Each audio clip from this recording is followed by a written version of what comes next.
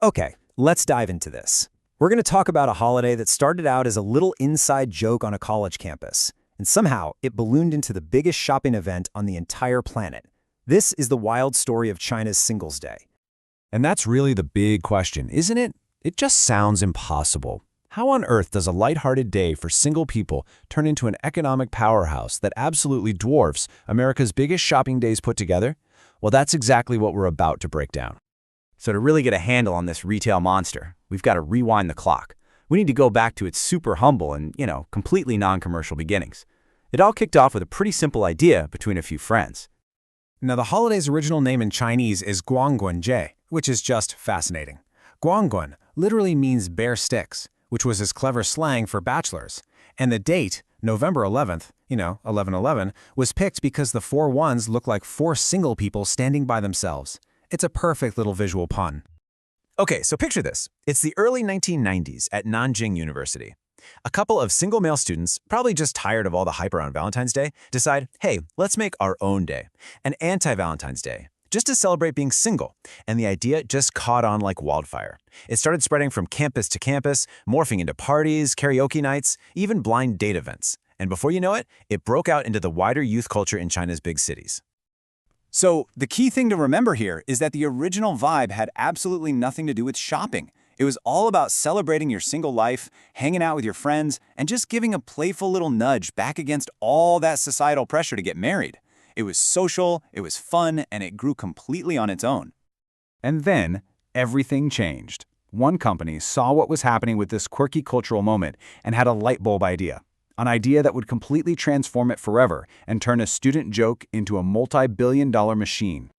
You can see the whole story right here. The social tradition starts bubbling up in the 90s, but the real game changer was 2009. That's the year the e-commerce giant Alibaba just swooped in, co-opted the date for a huge online sale, and rebranded it as Double 11. From that point on, it just went into the stratosphere, becoming the multi-week global beast we know today. So why did it work so well? Well, the timing was just perfect. You had China's e-commerce market exploding, you had a whole new generation of young people who were totally comfortable paying for stuff online, and then Alibaba came in with this genius marketing message. You're single? Hey, you deserve to treat yourself. It brilliantly connected that original idea of self-celebration with, well, buying things. So, just how big did this thing get? The numbers are genuinely hard to wrap your head around. We're not just talking about a big sale. This is, without a doubt, the world's biggest. Period. Okay, get ready for this. In recent years, the total sales across the big platforms like Alibaba and JD.com during the whole Singles' Day festival have blown past $200 billion US. Yeah, you heard that right. That's billion with a B. It's a number so huge it literally changes economic forecasts. And this chart just says it all, doesn't it? When you put Singles' Day next to its famous American cousins Black Friday and Cyber Monday, it's not even a competition. You combine those two and you get maybe $30 to $40 billion. Singles' Day is playing in a completely different league, a different universe, really. It's just incredible when you put the two side by side. What started as this social, friend-focused, anti-Valentine's Day with people actually meeting up is now a commercial, consumption-driven, treat-yourself day that's all about digital galas and live streams. A little student joke literally became a global economic event. But here's the thing, this whole phenomenon is so much more than just a story about retail. If you really look close, Singles' Day is this amazing window into the huge cultural and tech shifts that are happening in modern China. So what does it show us? Well, for one, it reflects changing ideas about marriage. Younger generations are putting off getting married to focus on their careers and personal freedom, and 1111 totally embraces that. Two, it shows how buying things has become a huge form of self-expression.